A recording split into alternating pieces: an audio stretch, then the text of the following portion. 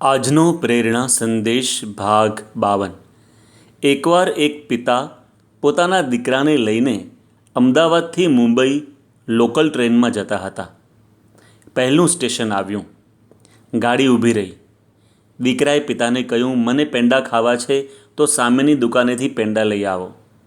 પિતાએ ના પાડી કે હમણાં આપણે નાસ્તો કરીને નીકળ્યા છીએ, માટે જરૂર નથી। દીકરાએ કહ્યું, લઈ આપો નહીંતર હું કહી દઈશ। પિતા ગભરાયા, તરત પેંડા લઈ આવ્યા ને દીકરો બધા પેંડા ખાઈ ગયો। બીજું સ્ટેશન આવ્યું, સમોસા વેચવાવાળો આવ્યો। દીકરો કહે, પપ્પા મારે સમોસા ખાવા છે। પિતા કહે, ના બેટા, પેટમાં દુખશે। દીકરાએ કહ્યું, લઈ આપો નહીં તો હું કહી દઈશ। તરત પિતાએ સમોસા લઈ આપ્યા।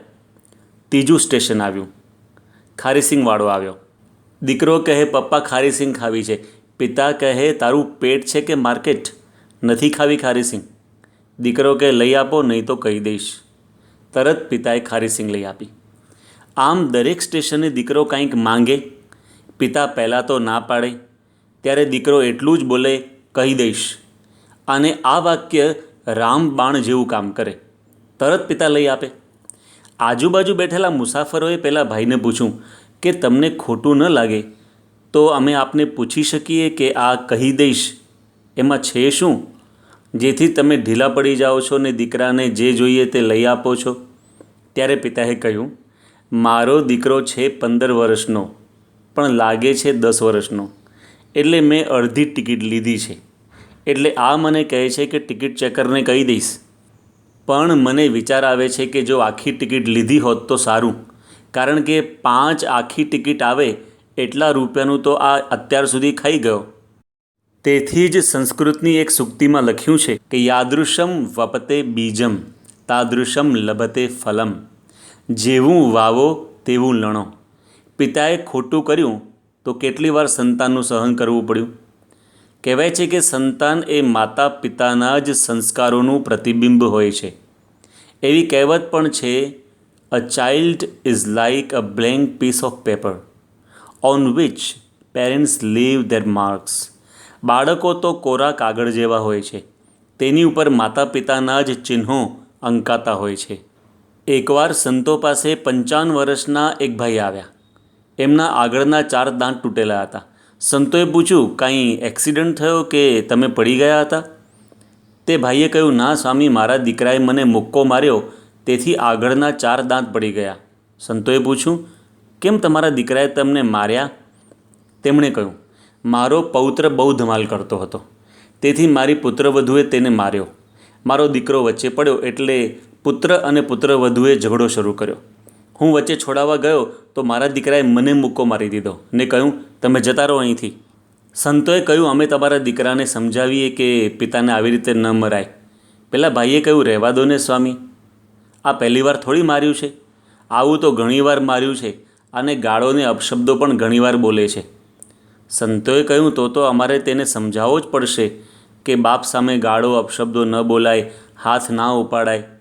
પેલા ભાઈ કહે, ના ના સ્વામી, રહેવા દો। સંતોએ પૂછ્યું, કેમ? પેલા ભાઈ કહે, મારો દીકરો નાનો હતો ત્યારે મેં એને બહુ મારેલો।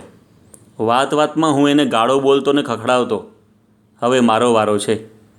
એ મોટો થયો છે, પૈસા કમાવતો થયો છે, એટલે એ બદલો તો વાળે ને।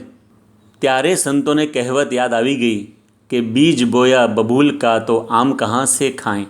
બાવળનું બીજ વાવે પછી કાંટા જ મળે, કેરી ન મળે। માતા પિતાનું વર્તન, ઘરનું વાતાવરણ, તેની ખૂબ જ ઊંડી અસર બાળકોના સંસ્કારો ઉપર પડતી હોય છે। કૂવામાં હોય એવું જ અવાડામાં આવે। બાળકો સંસ્કારી બને, આદર્શ બને, માતા પિતાનો આદર કરે, વાણી વર્તન સારા રાખે, આવી ઈચ્છા કયા મા બાપને નથી હોતી? પરંતુ તેના માટે માતા પિતાએ ઘણું બધું કરવું પડતું હોય છે।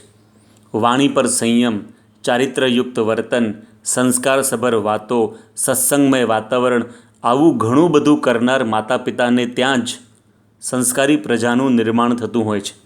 તેથી જ વિશ્વવંદનીય સંત પરમ પૂજ્ય પ્રમુખ સ્વામી મહારાજ કહેતા, બાળકોને શિક્ષણની સાથે સંસ્કાર આપો, ઘરમાં સત્સંગ ભક્તિ કરો, બાળકો સાથે બેસો, શાસ્ત્રોની વાતો કરો।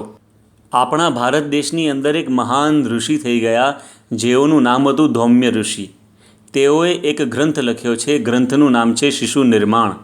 આ ગ્રંથમાં ઘરમાં ઉછરતા બાળકોને કેવી રીતે સંભાળવા તેની વાત કરતા એક શ્લોકમાં તેઓ લખે છે, બાલો યોદ્યતનઃ સ વૈ ભવિતા રાષ્ટ્રનાયકઃ સમાજ ગ્રામીણ વૃક્ષાઃ ભવન્ત્યેવ હિ યથા ક્ષુપાઃ કુશલાઃ અત એવાત્ર માલાકારાઃ વિશેષતઃ ક્ષુપાણાં રક્ષણે ધ્યાનમ દદત્યાવશકે વિધૌ.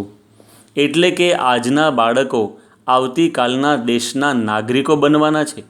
જેમ નાનો છોડ ભવિષ્યમાં મોટું વૃક્ષ બને છે તેમ માટે માતા પિતાએ માળીની ભૂમિકા ભજવવાની છે. જેમ માળી છોડનું જતન, રક્ષણ, પોષણ અને સંવર્ધન કરે છે તેમ માતા પિતાએ પણ બાળકની સંભાળ લેવાની છે. તેની કુસંગ થકી, દુર્ગુણો થકી રક્ષા કરવાની છે. તેની આધ્યાત્મિકતાનું પોષણ કરવાનું છે અને તેના સંસ્કારોનું સંવર્ધન કરવાનું છે. તેથી જ એક કવિએ બહુ સરસ લખ્યું છે, વેઠ્યા છે અગણિત દુઃખ જે સંતાનને કાજે, વેઠ્યા છે અગણિત દુઃખ જે સંતાનને કાજે, તેના જ કુકર્મોથી જોજો આપણું કુળ ન લાજે. વાણી વર્તન શીખવીએ એવા જે આપણા કુટુંબને છાજે, આદર્શ નાગરિક બનાવવા તેને સત્સંગ કરીએ આજે. આદર્શ નાગરિક બનાવવા તેને સત્સંગ કરીએ આજે. આ જ સંદેશ સાથે તેમજ આપના અને આપના પરિવારજનોના સ્વાસ્થ્ય સારા રહે એ જ પ્રાર્થના સહ જય સ્વામિનારાયણ.